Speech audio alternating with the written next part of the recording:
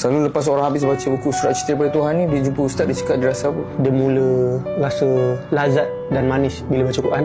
Sebab dia kata selama ni dia baca Quran tak faham. Baca terjemahan pun mungkin agak berat, bahasa terjemahan kadang-kadang baca Tapi tak faham. kenapa bahasa dia berat sangat terjemahan tu?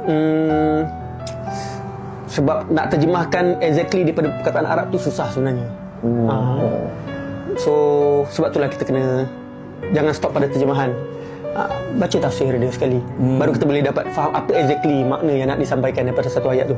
So buku ni adalah bagi saya pemula lah. Kalau orang tu mula berjinak-jinak, baru nak mula masuk dunia tadabbur, mula nak masuk dunia tafsir, baca buku ni.